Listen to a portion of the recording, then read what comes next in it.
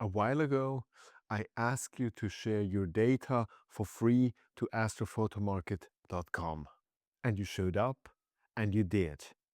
And because of it, the whole platform has now transformed to something much cooler. And that's what we want to talk about today. Hey, this is Free into Space. I'm Sasha from Switzerland. So grüezi miteinander, and thanks for watching my channel. If you have not seen the first video, here's the story in a nutshell. Over and over, I have seen beginners asking for free data so that they can train. And so I really saw the need for free data, which is lying around on all our computers. And so when I came across this site, AstrophotoMarket.com, it immediately clicked that this is the perfect place where people can share their free data. And this is why I created this last video and asked you to share this data. And what happened next is just beyond what I expected. So this week I received an email from Chris Gaudy. He's the guy who invented and runs Astrophotography.com. And he shared with me the numbers. So since my video came out, there are 9 times more free datasets on the platform than were before. And the same happened with the downloads. We're talking about 6,000 downloads since I released the video. And only the 4 pictures that I uploaded were downloaded around 500 times. So that means many thousand beginners, which now have great data sets to train and to get better themselves. And at one point, pay it forward by uploading their own. So, but this was not only great for all the beginners who have now free data, and also for you who might find something nice to download and process, but that was also great for Chris Gaudy. And he wrote to me, I quote, "Your video about AstrophotoMarket really gave it a huge boost."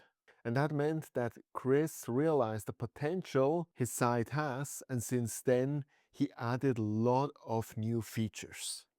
And let's go now to my computer and look what he has done and what you can do now also with AstrophotoMarket. Okay, welcome to my computer and welcome on my profile here on AstrophotoMarket. So let's have a look what happened since we visited last time. The first thing I want to show you, when we click show only free datasets, we go on search. So there's now a lot of cool data. And when we go actually here completely to the end, go down here again, you see we are at page 8 and there's 10 pictures per page, which means we are at about 80 free pictures. This is pretty cool. You can download them all for free. And if you haven't uploaded any free pictures and you also do the 4 pictures of the challenge, then soon it will be 200, 300, who knows? So the next thing I want to show you here is the author dashboard. If you're actually uploading your pictures, be it for free or not, you see them here. These are the 4 pictures that I uploaded: Horsehead Nebula, Cocoon Nebula, M45, Pleiades, and the Squid Nebula. So 4 data sets, and as you can see, 527 times these were downloaded by 449 individuals. And I can see here which one was the most desired. So the Squid Nebula, I'm not so surprised about that, with 209 downloads. Then the Horsehead Nebula, nobody really wanted the Cocoon Nebula. Not very popular. Okay. But what I think is really, really cool is that down here. Here I can actually see the processing that people did with my data. For example, 3 very different versions of the Squid Nebula. Max, Steven, Dominic, they all downloaded my data and processed it. And I can see the different variations. And if I want to look at one in detail, just click on it and I can have a look. And that's the community touch now. That's new. And when we talk about this community, you can also see it here when you click on Showcase. These are all processed pictures that people re-uploaded. And also, if you're not the author, you can actually click on it. And you see here below if someone else has also processed this data already. So you can compare For example, you can download data and you can already look before you process what other people have done with this data and either inspire yourself how you want to process it or try to match someone's processing to get better. So there's really a lot of options. And you know what really blows my mind is, for example, this data here. This looks so cool and it's free. If you go here, source dataset, view dataset, this is free. You can download it. And I think it looks absolutely awesome. But that's not everything. There is also something really interesting over here. And that's the imaging logbook. And let's have a look at it. We go here on dashboard. So the idea is, which I've never heard before, that this is a place where you can upload your subs. So when you actually shoot, be it with an ASA or with Nina or whatever, you shoot overnight, you can actually upload your subs directly here, which has on one side the advantage that they're safe in the cloud, whatever happens to your gear. But on the other side, it sorts it directly. And I did it test-wise for 2 objects. You see that here. 2 unique targets, 3 sessions, 1 hour integration time.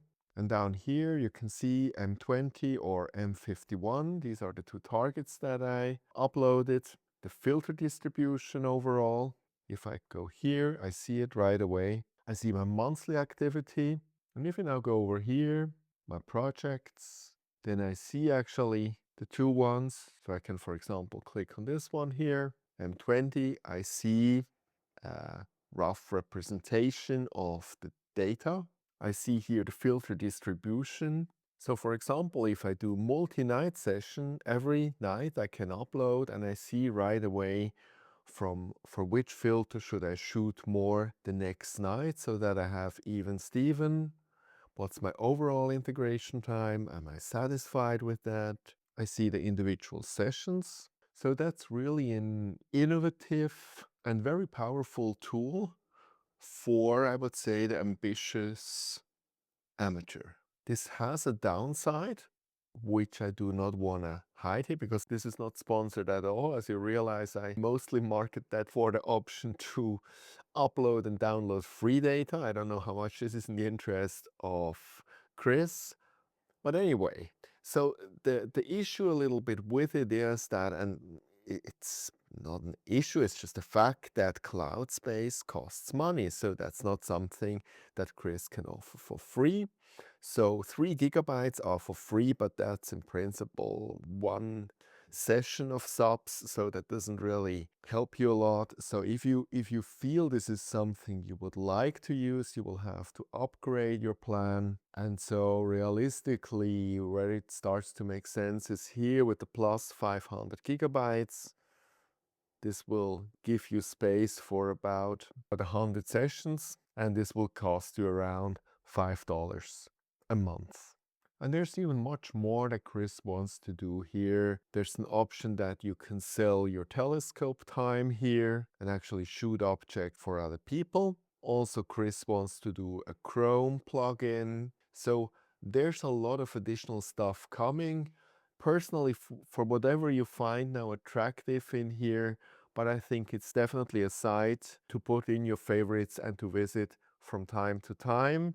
And especially over times where it's cloudy, where you do not have any data, it's always a good address to come here to download something and to get better at processing. So if you have already contributed with some free data, then thanks a lot. And if you only got now aware of this website, please visit it. Please upload your free data and take the opportunity and download something cool. So see you next time and clear skies.